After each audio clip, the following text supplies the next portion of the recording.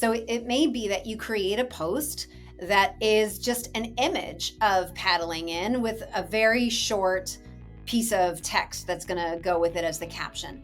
And then maybe you're also going to create another post that explains what the whole paddle in means. So that way, some new followers of yours or newer to you may have that idea reinforced. And maybe you're going to say it a third way and a fourth way. And then all of a sudden, this just starts to become part of your brand voice because you're saying maybe a handful of things a bunch of different ways. So now all of a sudden, your audience is starting to pick up on what those you-isms are. And you're starting to say them over and over and over again. And that's helping to develop your brand voice. Aloha, and welcome to an episode of the Groundswell Origins Podcast, where I connect you to outstanding humans and sustainable ideas. I'm your host, Scott Martin. Today, we had the one and only Annie Schiffmann, who wrote the book, Simple Social Media. What a great conversation. We covered off all the different little nuances that you need to think about in terms of like how to simplify and actually execute on delivering social media that actually makes sense. And I think you'll be really surprised. It's not as complicated as you think. She really has got some great frameworks, some big takeaways. And we had such a great conversation. And I think that when you're thinking about social media, if you're overwhelmed, if you're feeling, you're chasing the algorithm, you're going to want to listen to this episode because she really breaks down and we have such a great conversation on how you can kind of relook at social media in a different way. So without further ado, let's paddle in. All right. And here we are with the one and only Annie Schiffmann. Welcome. Thank you so much. I'm so happy to be talking to you. Really excited to be talking to you. I saw your, actually Joe Paluzzi is the one that recommended your book to me. And it's called Simple Social Media.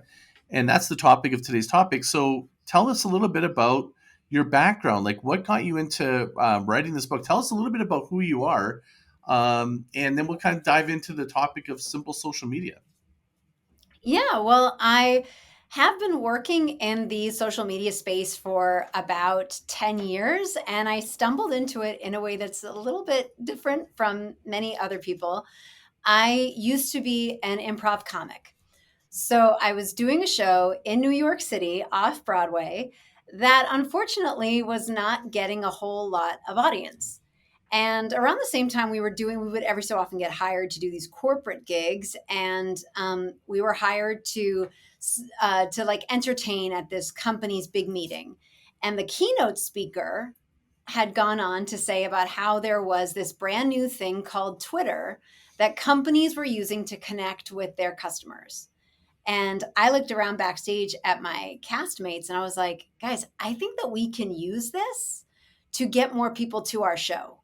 And so that's how I kind of stumbled into social media before it was like social media marketing, before it like had that term.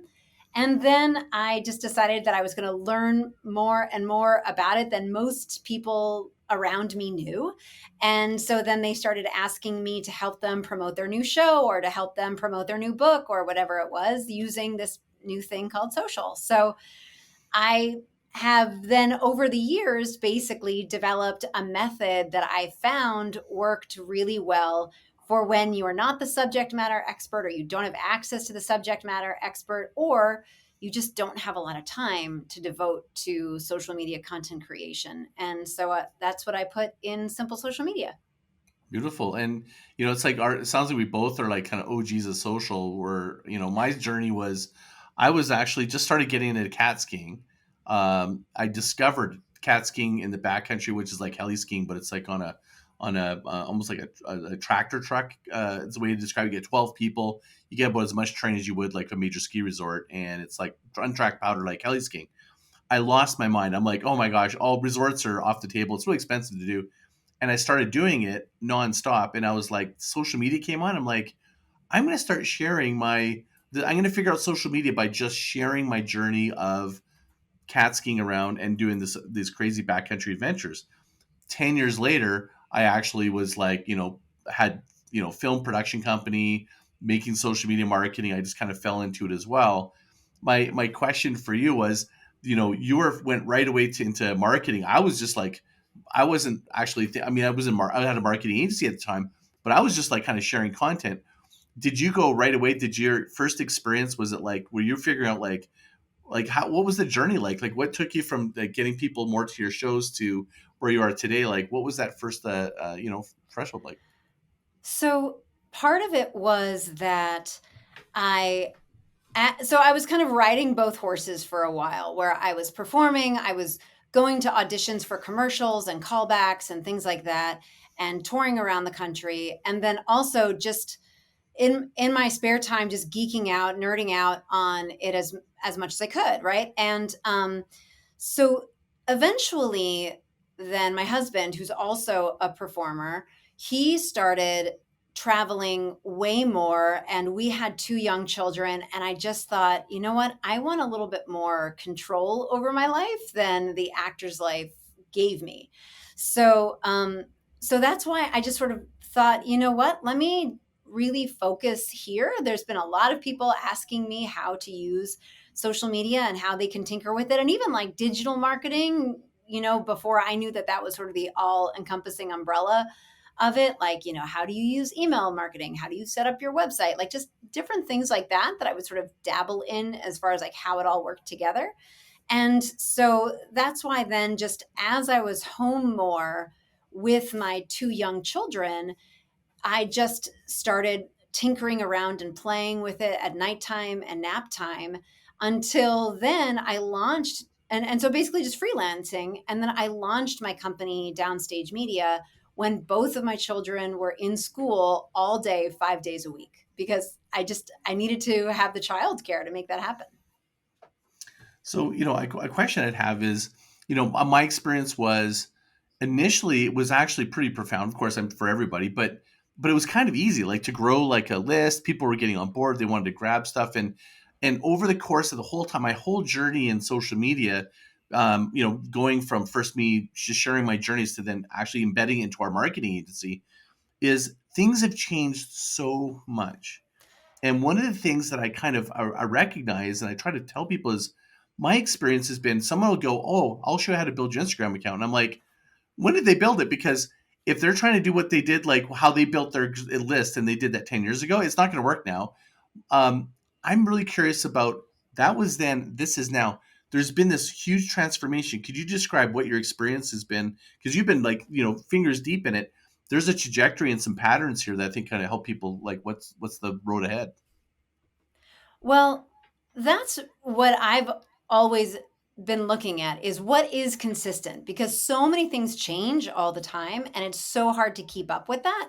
And so when I was so basically I realized though that when I would meet with clients, there was some basic information I needed to get every time. So if we were going to meet once a month, I needed to know certain things. And I started to put those things that I needed to know into the content that I was creating, because that would make sense with the content that was going to be going out that month. And then I realized that it was such a shortcut for them, what other people could use when they were making their content. And so even though the platforms might come and go, or the different features of the platforms might come and go, like a few years back Facebook Live was first launching and that was really huge. And so then we worked that into our content schedule, that you would have a Facebook Live for 20 minutes. I'd usually ask four questions, and I would sort of MC it for the client. I would ask four questions, and then we would just take that and cut it up into smaller pieces, and then use that the other days of the week. Well, is that much different from what's happening now? Sure, it may not be on Facebook Live, maybe it's on a podcast, but you're taking that long form piece of content and you're chopping it up, and maybe you're putting it on TikTok, whereas before we were putting it on Facebook.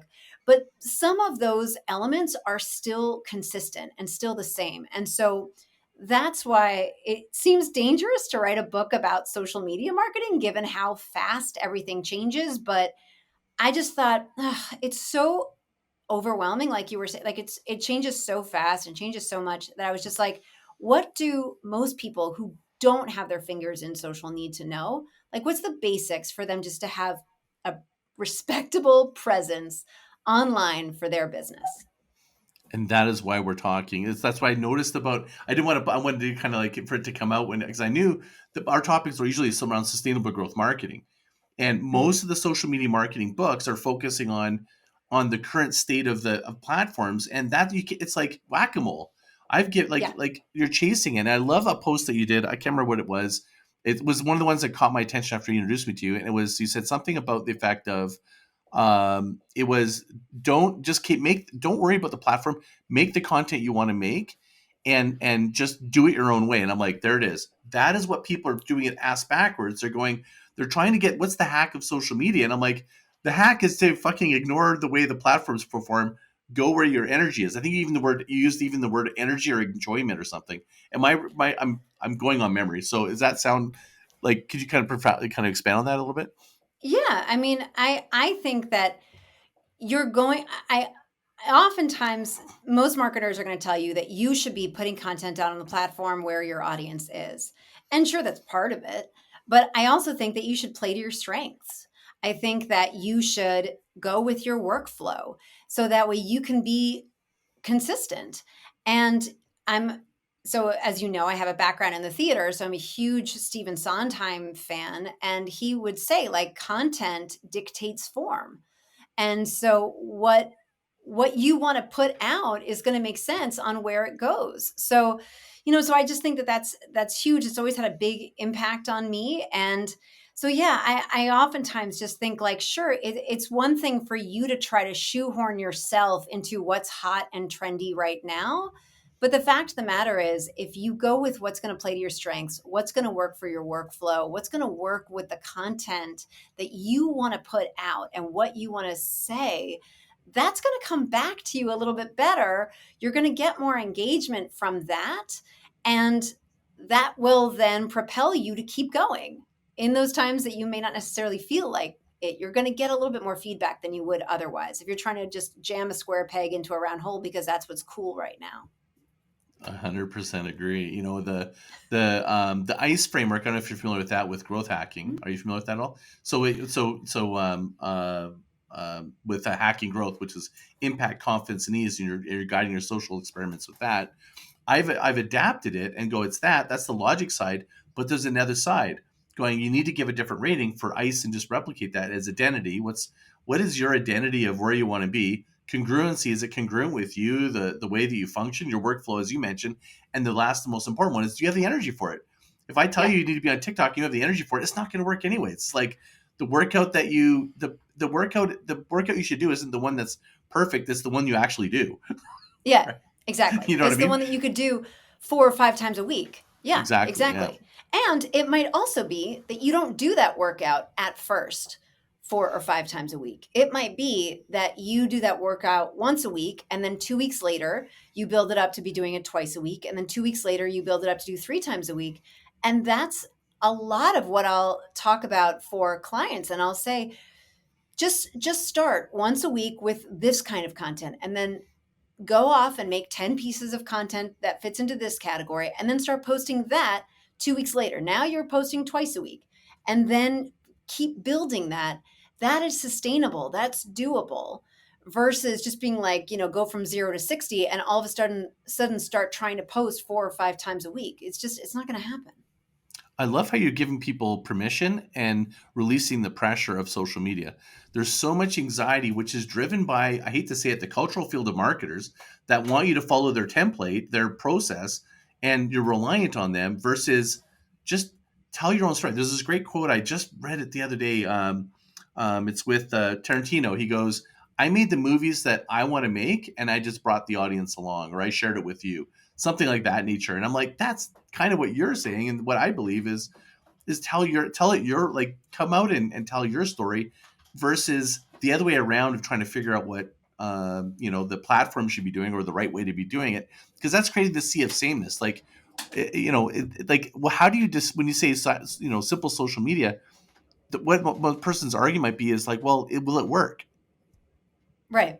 So, first of all, I think we need to manage expectations on what works means, right? So, for me, this method has worked for me in that even though when you are listening to this, you're going to go and you're going to Google me and you're going to look me up on social media and you're going to see how few followers that I have. And you're going to be like, how the heck can this girl possibly have a firm that's all about social media marketing? How does she have a book about it? Like, she has so few followers. Yes, I have so few followers. But you know what? I have a very full pipeline. I have quadrupled my revenue from last year, which doubled from the year before that. And social media is doing exactly what it's supposed to be doing for a small business like mine. It is bringing in new leads. It is nurturing the current leads and the current customers that I have, so that way they either become customers or they, stay longer with me and they build a relationship with me. And that's what I see with my clients. It's not so much going viral. It's not so much having, quadrupling the amount of my followers have not quadrupled as my revenue has quadrupled. But that's what I feel works. My subscriber count has gone up on my email list. My revenue has gone up. The customers that I'm working with, that's gone up. And that's what I see for our clients. Also, it's that what I like to think of as sort of the wins factor. So when you meet somebody at an event and they're like, oh, yeah, yeah, are you on LinkedIn? Or are you on Instagram? And there's that feeling where it's like, yeah, I am. And they kind of wince and they're like, yes, but I haven't updated in a while and An it's not apology, really that yeah. great. Yeah. Yeah. And so, so also just having an up-to-date social media presence that you can be proud of is the equivalent of 25 years ago having an office with a clean, up-to-date lobby, right? Like Hmm. that would be unheard of for a small business now, but 25 years ago it wasn't. And so that's what the new updated, clean, fresh lobby is. Yeah, I mean, think people get so enamored with follower count. It means nothing. Means In nothing. fact, I might even argue it might be counter now. Like, I mean, I'll post stuff like I think you liked one of my posts. I just post random a bunch of my sketches from the book. No call to action, no nothing. I don't care. That was like raw meat to my fans, the people that love my book, right? Like I'm like, and they love, I don't really care. Like I'm really looking at my own. I'm the same way. Like my social count's pretty decent, but at the same time, I'm so busy. It's not about the social media. It's playing a supporting role. And I think Right. so many people are looking at social media as the role of activation. And I'm curious what your, feeling is. I know it can definitely create sales activation, but it feels like when I started doing social media, there was like 80% of people were creators and 20% were consuming, and people were taking call to actions and clicking links and stuff. And now it's so many more people are creating. There's this massive sea of sameness. It seems like the people that are consistently there, or the people who buy into my podcast or get to know me or read my book, they're the kind of fans. And I've just got this small, but you know what? That potent group is pulling the weight of I don't need to go, how do I make 50,000 followers on Instagram to be more successful? Exactly. What do you like? What's your kind of take on the social count and where the platforms are changing? Like, what's kind of your take on that?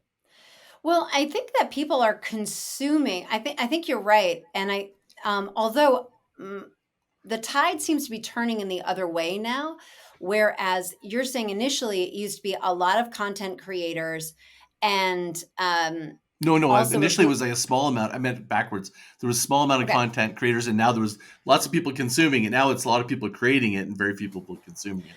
Well, Or I if think they that we're are, they're seeing. you know Yeah, I think we're seeing a lot more consumption happening on TikTok as people like what's being put out on TikTok, but they don't necessarily want to have to go through all the edits and make those sketches or those right. videos, right? So I think that we're seeing that. We're seeing a lot with Reels, that people are consuming content versus necessarily making it. And I think that's partly because people are seeing that so few of their followers actually get served their content. I think it's something like reach has gone down 32% on Instagram, according to Social Insider, from 2021 to 2023. I just put it on my blog not too long ago. So, I mean, I think that people are really disheartened. And that's why, like you're saying, you see it in the influencer world too, this idea of micro influencers and stuff like that, just having a small but engaged audience is really important, and knowing that you might need to engage with them in a few different media. So for you, it's your book is one way that they're absorbing your information and your content, and your podcast is another way, and social is only one part of that.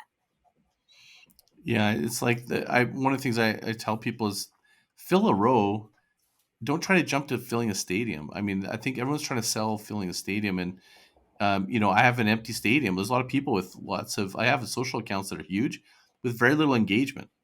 Yeah. And it's because I was actually trying to build a big following. And consumption's an interesting word. I think of consumption. There's attention, and the consumption is like, are they like the social short form? I feel like it's kind of like licking versus eating. And like I noticed that you're really advocating towards like longer form.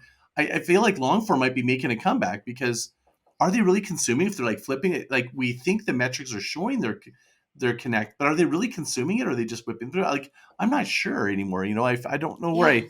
I land on this. Yeah, I'm not sure either. I think it's going to be interesting to see. I've been seeing more too, that like more people talking about blogs coming back, which I find really interesting. I haven't seen any data on that. It just seems like something that is in the air that people are talking about. So I don't know, Is but I old just do think becoming the new? Like exactly. direct I marketing's mean, making a comeback or something. So yeah, I think for sure. But partly about what you're saying about, smaller numbers. I mean, I used to perform in New York City, and those theaters were tiny. We're talking about 100 people.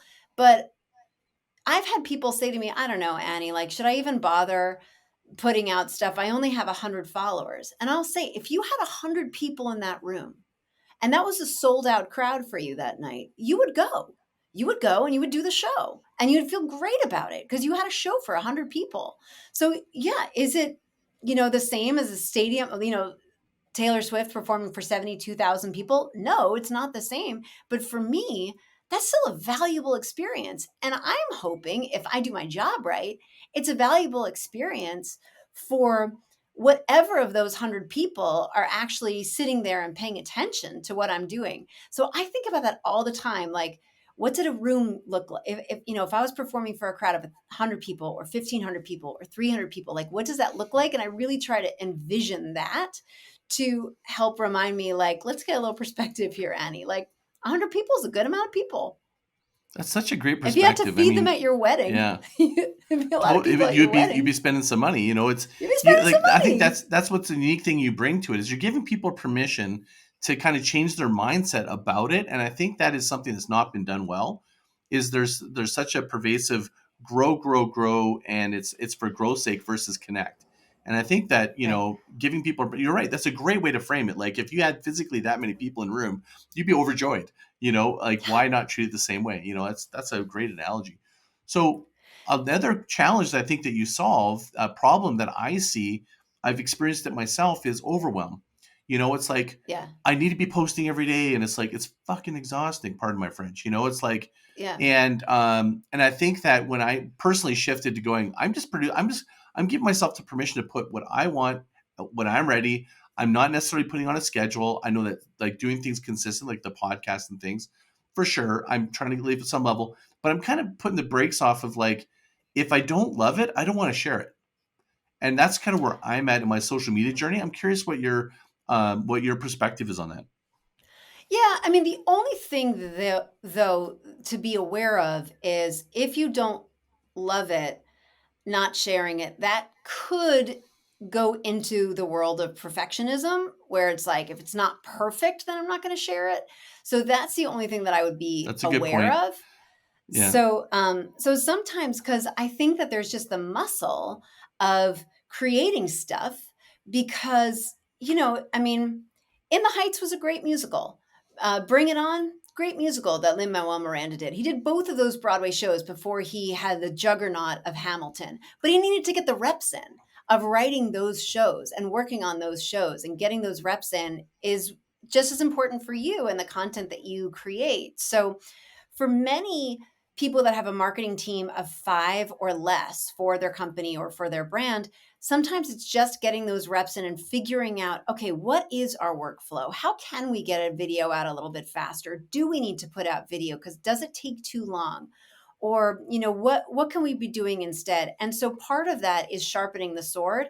So I do think it's important to be consistent. I like that. I like having a schedule because for me, and I appreciate what you're saying in terms of like giving people permission, because I just feel like so much of my journey has been with very little to no childcare, having young kids. I mean, now they're, tweens and teens, but my husband's very successful in his work. He travels all the time. At one point, he was traveling 200 days of the year. Like, I had to figure out how the heck was I going to make this happen in that time frame to still show up for my family the way that I wanted to show up for them. So many of these theories and that then became practices that now are parts of the book is based on just having to get through so much of life in a really practical way. So, yeah, I love to use schedules and I love to create content in batches because I know that I could probably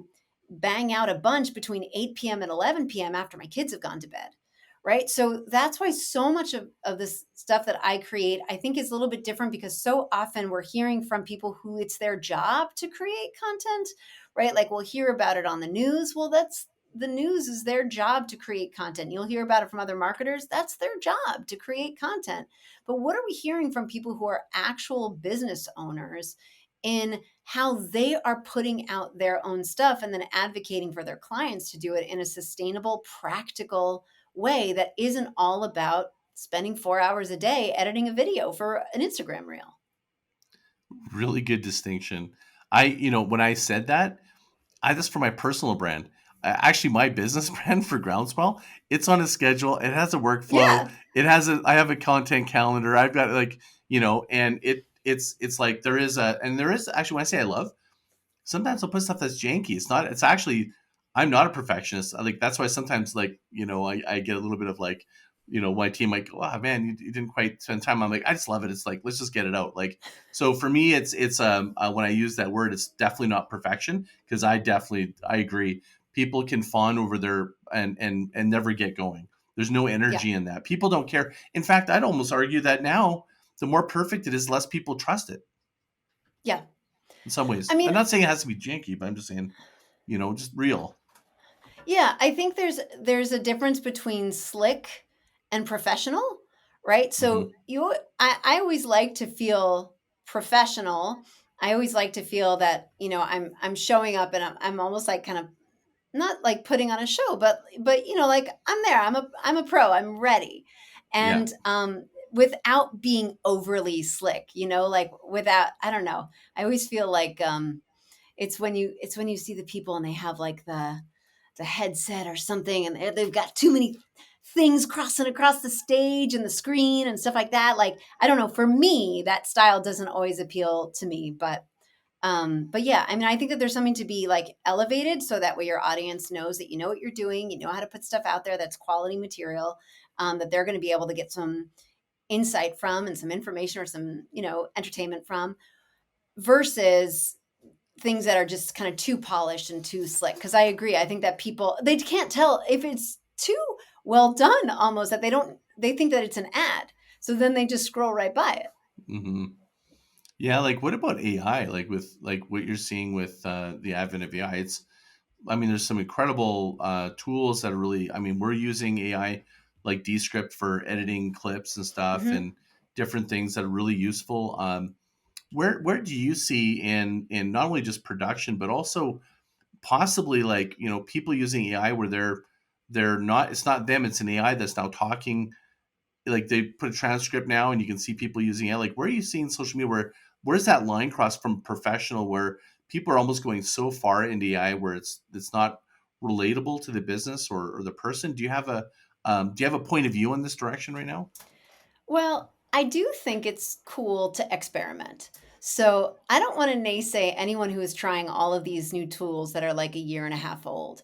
I mean, if you think about how fun early MTV videos were, because people were trying crazy stuff. They were trying weird, it was Yeah. a whole new medium. So I don't want to like put the kibosh on anyone's creative experimentation.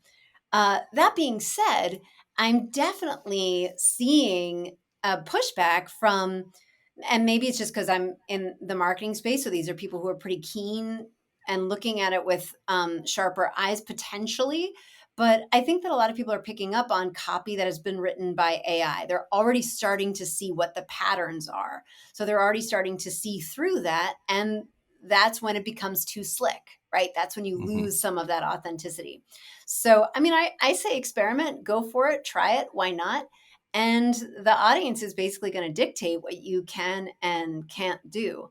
I mean, I will say that what I've been trying to do more is figure out what makes me unique and really heighten that even more when I'm speaking. So I will oftentimes bring things back to music, oftentimes pop music from the 80s and 90s. I will oftentimes bring things back to theater, and I will oftentimes bring things back from the digital to the analog. Those are some things that you can often tell because it's just that idea. Like, I want people to know, like, oh yeah, Annie definitely wrote this Right. because she just dropped a reference to Lilith Fair, and there's no way that No way AI that would AI have would brought do that it. into the fray.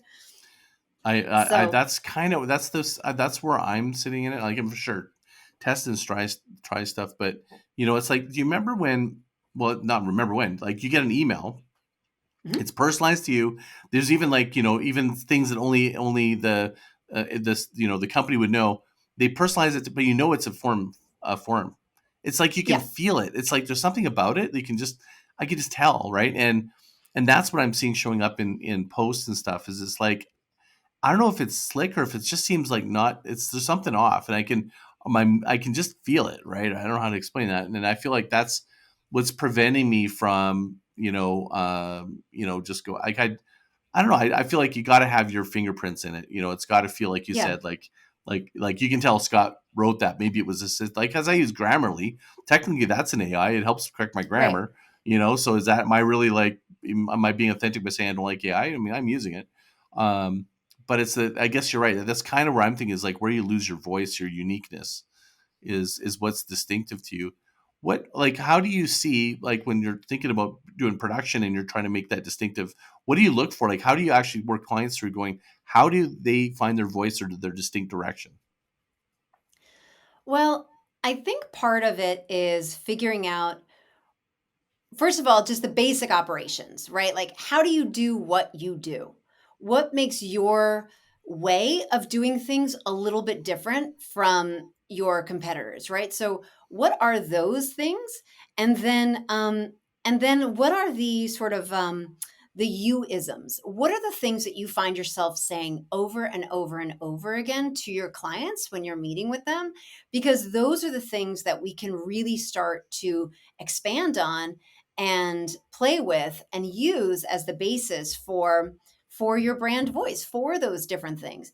And that's oftentimes what I'll talk about too, in terms of creating multiple variations that are based on a theme, right? So if I am saying, so I'm trying to think of something that I'll say all the time that would be like a youism for me, but Well, gosh, mine I would just be wrote a whole paddle thing. in. I do that. Like, I There you go go. at the end of mine, let's paddle in, right? And people and my audience will send me, and I love it when they go, and I'm just paddling in. Like, they'll say it back to me. I think it's hilarious. Sure. Okay, exactly. So Yeah. you've got that, right? Paddle in. Your audience knows what that means. So it may be that you create a post that is just an image of paddling in with a very short piece of text that's going to go with it as the caption. And then maybe you're also going to create another post that explains what the whole paddle in means, so that way some new followers of yours or newer to you may have that idea reinforced. And maybe you're going to say it a third way and a fourth way. And then all of a sudden, this just starts to become part of your brand voice because you're saying maybe a handful of things a bunch of different ways. So now all of a sudden, your audience is starting to pick up on what those youisms are. And you're starting to say them over and over and over again. And that's helping to develop your brand voice.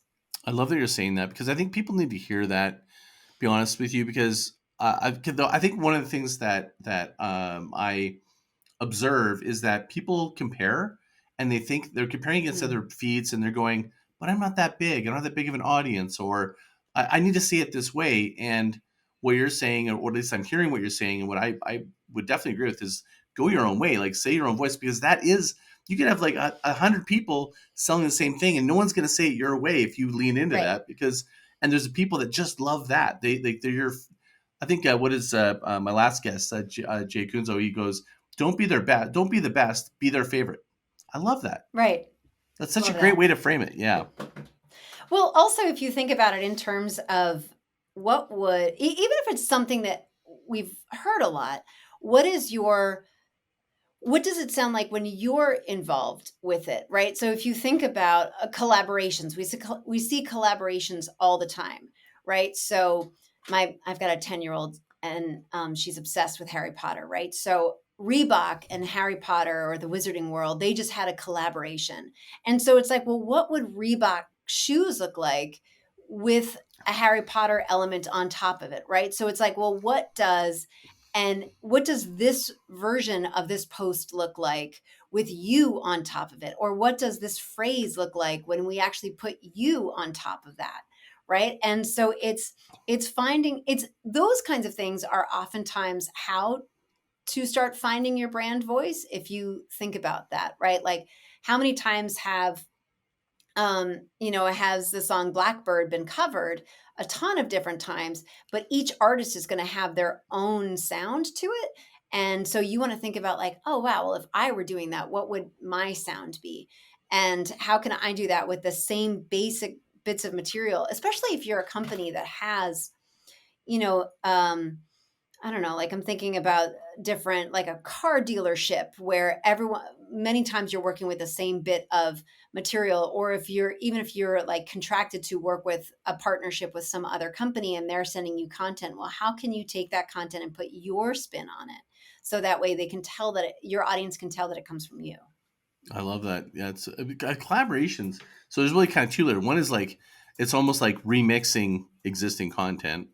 Yeah, That's like one form of like you're doing a remix, and the other is actual collaborations. Like no peanut butter, no chocolate, no Reese's Pieces. And I think that actually, in my mind, is a really interesting new direction. I think we're going to see a lot more of. I don't know what your thoughts are. This is me kind of forecasting ahead a little bit, but like for example, I'm doing a collaboration right now with Guru Singh. Guru Singh is a third generation yogi. He's world renowned. The guy is amazing. Like one of my best podcast episodes was him. He did more than Dave Navarro from the Chili Peppers, like in terms of like how many people listen to it. And see, he and I collaborating on the mindful marketer, and we're using universe, nature, biomimicry applied to marketing. It's so interesting. I'm about to release this 25-hour course, and it's just us talking about it. And it's a collaboration, and I loved it. And I'm like, oh my gosh, what else could I collaborate with? That's kind of cool because it's bringing these two audiences together. That totally. it's his content. He's like his audience. He's got like 30,000 yogis. They've never heard him talk about business, and I've got people that have never heard me talk about nature biomimicry applied to, and it's like interesting. That's sort of fun. It has a lot of energy, and that's kind of I'm interested to hear a little bit about collaboration and the pure joyful energy of like if you enjoy it, it's probably going to be really good. Like I kind of look at that content as some of my favorite content. 'Cause I'm like I had so much fun creating it. You know, Yeah, I mean, I would love to say that oftentimes happens. I think a lot when you say that about my improv days when I used to go on stage and not know what I was going to do a 90-minute show about with three other people. And there was definitely some times where we had a good time, but the audience didn't necessarily, and way other that the audience had a great time, but we were like, "Oh my gosh, that just felt like trouncing through the mud," but we finally got through that show. But I think collaborations are for for people who are very creative and inspired and curious. I think collaborations are great. And then, of course, like from a marketing perspective, of course, you're getting in front of somebody else's audience, they're getting in front of your audience. But I think it just helps you stretch a little bit more to figure out, oh, well, what if like, let me work on this. And by working with this person, you learn this skill or you meet this other person. I just love it. I love that kind of a thing. That's why I've always loved doing improv comedy versus stand up, right? Like, improv is for people who play well with others. Stand up is for people who like to write by themselves. And even though writing comes naturally to me, I'm so much more of a collaborative person that like I think better, I think faster when there's other people in the room with me so that way we can, play off of one another. And I find it's oftentimes the same thing with content. I will oftentimes just say to someone, "Hey, what can we do together? Let's figure out something that we can work on together." well, this podcast is a collaboration. This, Yes, like that's a this is. combo. And what's funny is because when you said improv before, I meant to actually this that I thought went whoop, and I was going to come back to it was you because you said you had improv background and then you're talking about structure, and I'm like, that's a really interesting spectrum. You came from improv and you're talking about structure. I'm like, how did that happen? Yeah, well, believe it or not, a lot of improv comedy, especially long form improv comedy, so that usually means stuff that's not skits or sketches, but usually if it's longer than, say, 20 minutes or so, there oftentimes is a form on top of it. So much like when you're watching a basketball game and there are certain plays that the players will learn, it's the same kind of a thing with, and then of course you don't know how it's going to play out, so to speak, but yes, oftentimes, and that's what got me into StoryBrand, the reading that book, Building a Story Brand by Donald Miller, because I'm a StoryBrand certified guide now. But it was a very quick bridge for me because in improv, I had learned so much of narrative structure because we would have to make up 20-minute musicals. We'd have to make up a 30-minute musical on the spot. And so we needed to learn what are those formulas that Hollywood uses time in and time out. And then, or time and time again. And then when you make that bridge to marketing, it makes sense. And I knew then that that was sort of the aha moment for me in terms of really diving in deep to marketing strategy and for how it all works together and how you can use those structural elements in marketing in a way that your audience is going to respond to. But yes, believe it or not, there's a lot of structure in improv.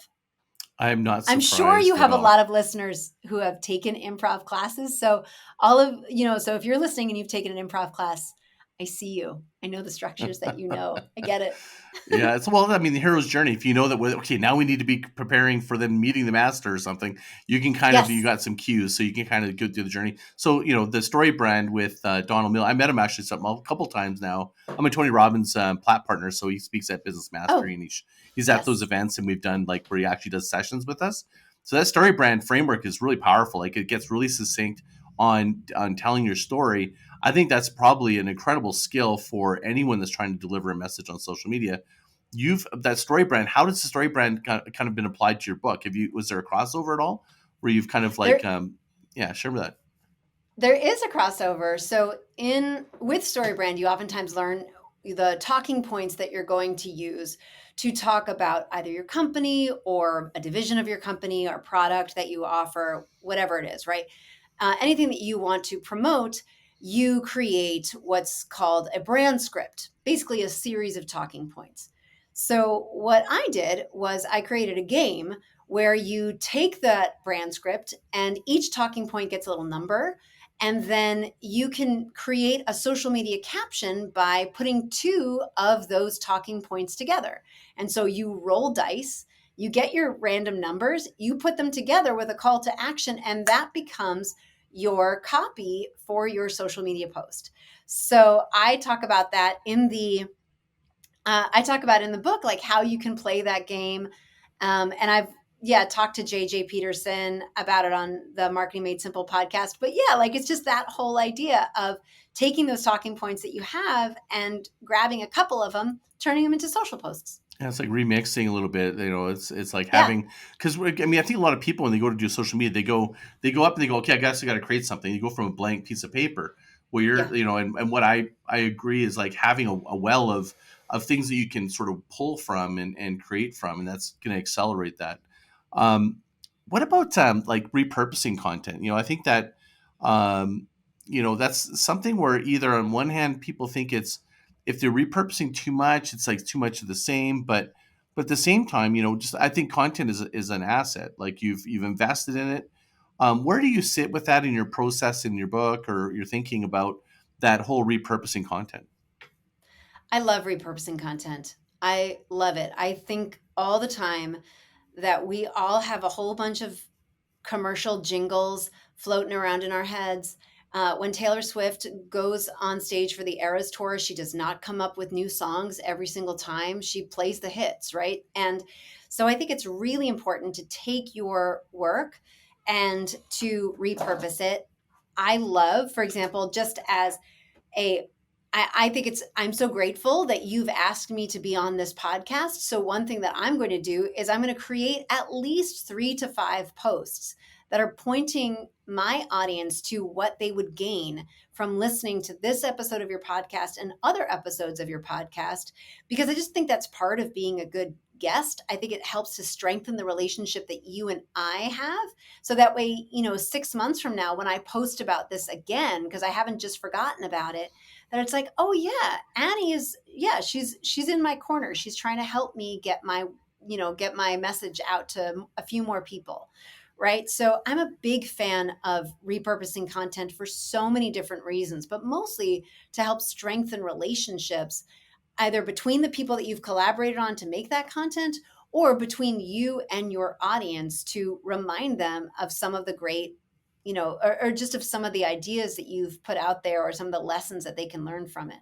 I'm a big fan of the idea of create once, distribute to forever. And so it's sort of like that Ross Simmons idea. And I'm a big fan of that. So I love repurposing content. Again, it's just practical. Nobody wants to sit at a blank screen and try to figure out like, oh, what kind of content am I going to create? But if you could say, how can I turn this podcast episode into 5 different social media posts? Boom, that's a little bit easier to go on. I love that. And, thank you for that, for even saying that. A lot of guests, I never hear from them again.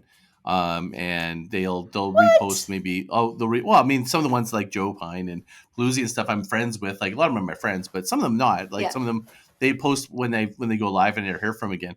But I actually continue. If you look at my own LinkedIn, I created what's called the Groundswell Podcast Journal. I'm bringing back all the original year one, and I'm working back my Boom. catalog, creating an article about what I've learned since I've done that podcast and my insights, and then I've shared them on LinkedIn. And the reason I started doing it was because I got this weird blip on my podcast, and it was because I was blowing up in France or something. I can't remember, some of the countries. I'm going, what's going on? Like, why are we trending in Europe or whatever? And I looked, it Yeah. was Joe Pine, one of his episodes from year one.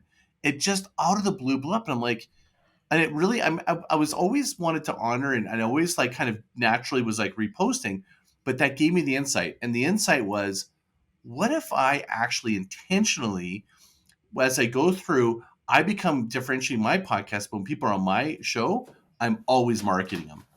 And that was Hmm. actually, so I actually have multiple different things that I'm doing to actually make this like a forever podcast platform, because then it wants to be a place worth investing in and partnering in and kind of growing together, right?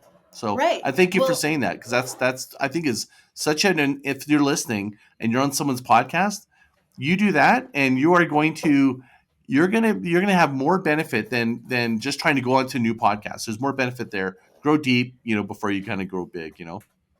yeah, and I'll talk about the best of, what I think of as the best of Dana Carvey idea, right? So I talk about this in Simple Social Media, where when I was like 13 or 14 years old, oftentimes SNL would have on prime time, so like 8 o'clock or 9 o'clock, usually like during like rerun weeks or something like that, they would just show like the best of Dana Carvey or the best of Phil Hartman, right? And so they would take those sketches and they would repackage them and they would put them out on prime time, which was great because then it made me more excited to watch the show then on Saturday night to stay up.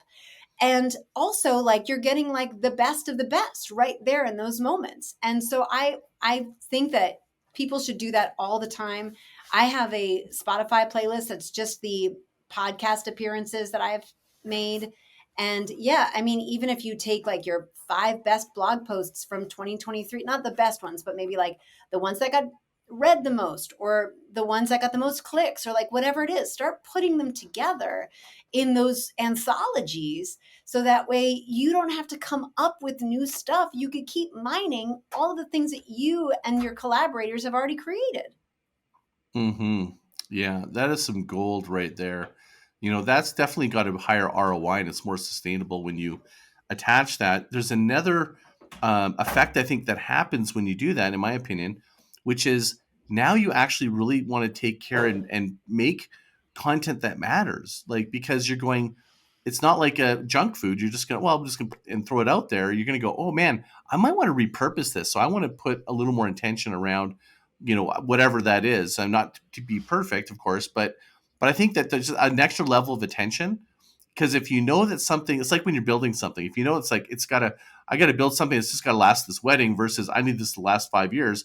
You're gonna build it a little differently, and that's kind of, maybe that has another effect in terms of like how you go about things. Or in my experience with my team, and I don't know if you cover this in your book, your thinking is storage, content storage and Mhm. management of file systems. Because what I found is when I wanted to go back into the system to remix, it was a dog's breakfast if I didn't. And then we had to really regroup on our team on identifying, organizing, and being able to pull that content out. But thankfully now with AI and Descript, we can actually pull it out based on, pull up all the content, the video or audio where Scott talks about, I don't know, collaboration, and let's make a Mhm. remix of it. And that's actually what's coming with AI. Where do you sit with that? Because to make marketing simple, not a very unsexy topic is managing the content. Do you have any sort of thoughts on that? Yeah, I do think that it's something that you want to consider all of the time, because eventually you're going to run out of bandwidth. And I mean that literally and I mean that figuratively. So you're going to run out of bandwidth in that, like, you're just going to run out of space, you're going to need to buy more storage or whatever, but you're going to run out of bandwidth figuratively in that, like, you're not going to remember what you have, or you're not going to be able to sift through it.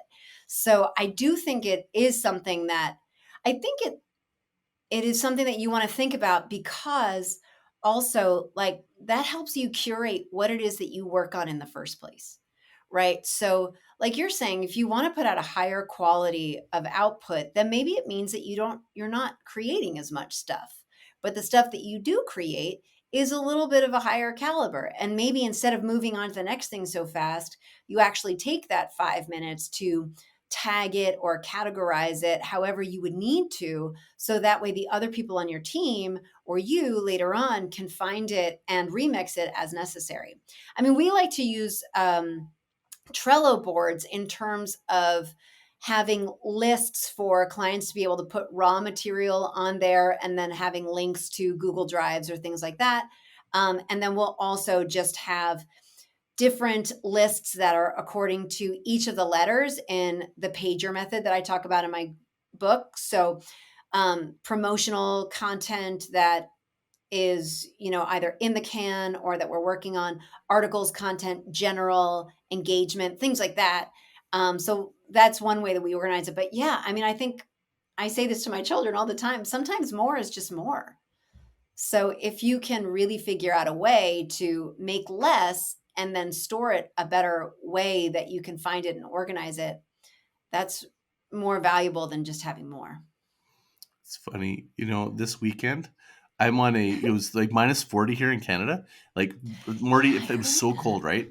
And and so we're kind of like totally like hunkering in, and I'm like, I diversified and I started working on my phone. And it's like my phone, I'm so busy creating content and doing things that it's sort of like a massive junk drawer is the only way I could describe it. Like, Yeah. and I'm like, and I know I've got this content and things that I save or write or I've kind of half created, and I don't know how to get to it, so I don't actually tap the resource.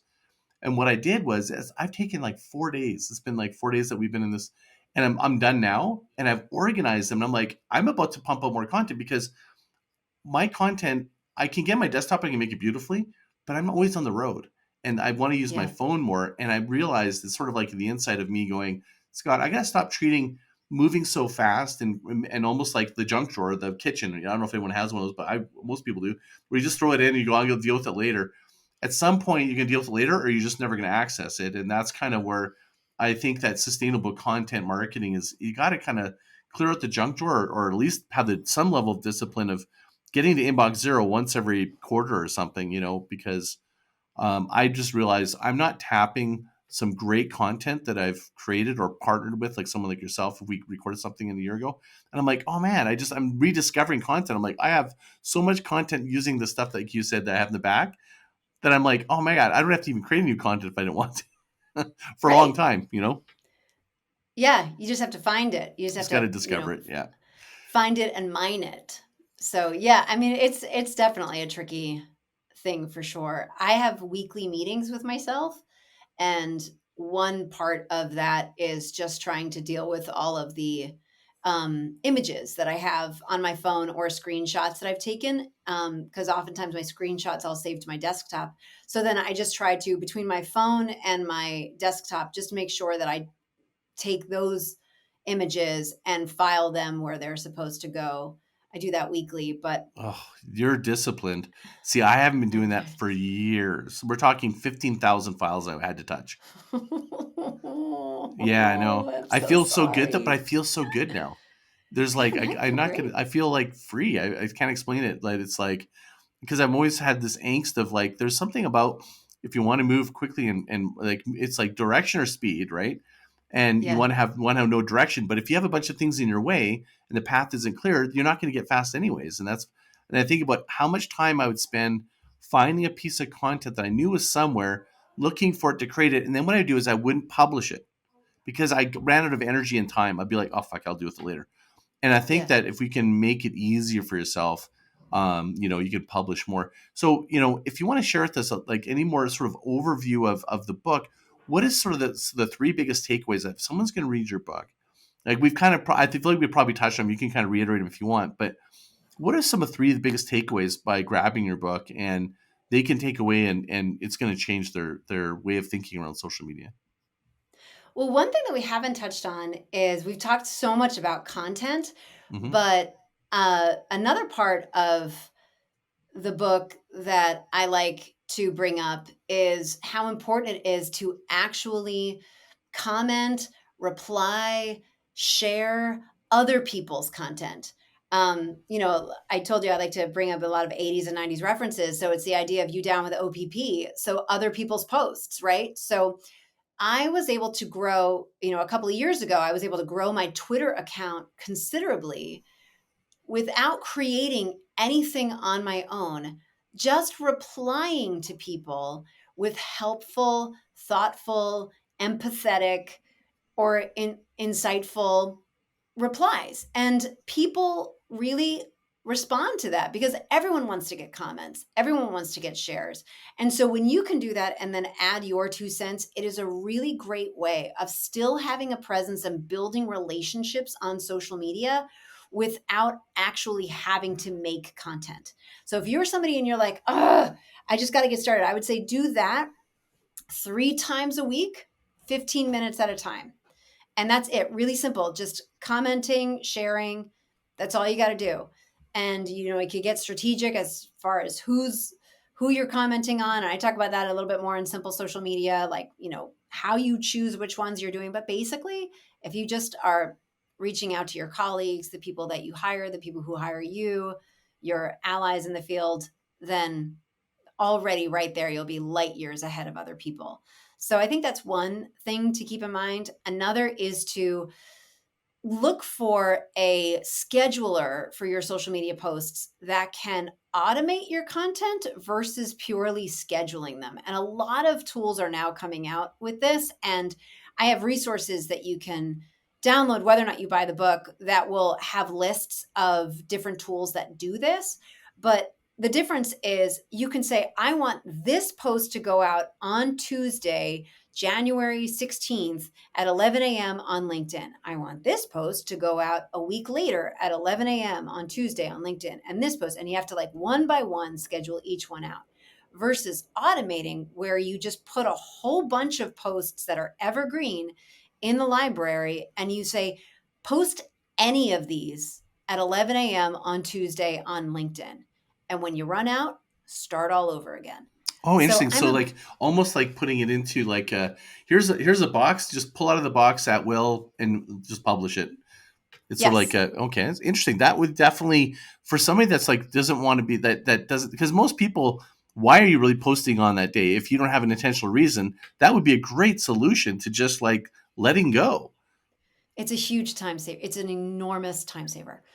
So that's why I'll Never thought of oftentimes that. say create a batch of like 10 posts and then, and because especially like once you get going, once you're warmed up and stuff, you could usually bang them out pretty quickly. Yeah. And, like if you use the dice method with your talking points, with your brand script, like you can make them so fast, and then you put them into your content library. And if you say like every Tuesday, have these go out, I just these 10 posts, well, that's 10 weeks right there.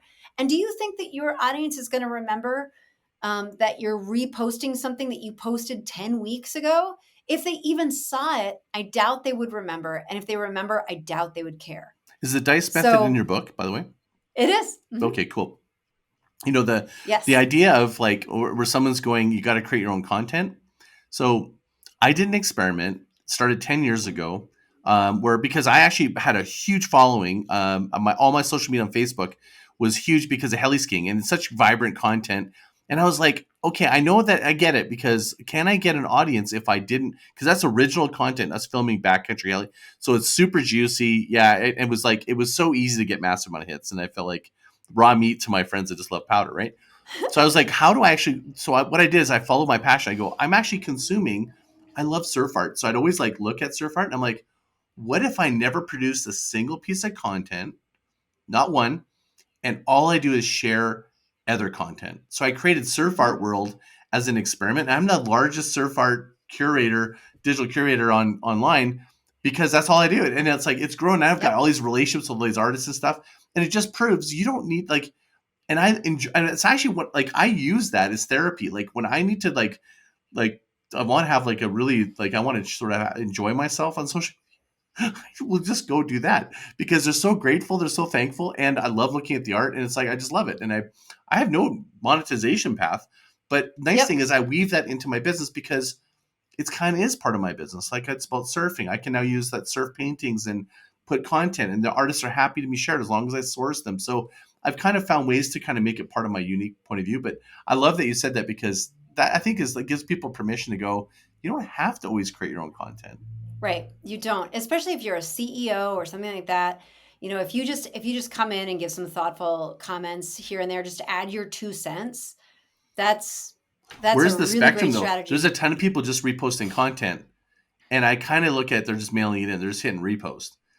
But you said Oh no, something I mean, really valuable there. They're adding some yeah, unique. add your 2 cents. Yeah. Add what makes you you onto it versus purely sharing it. Yes, I should say that. Yeah, I think that Um, people they I heard that and I'm like, I bet you someone didn't quite catch that. That's the genius part right there, is reshare it, but add your little insight on it.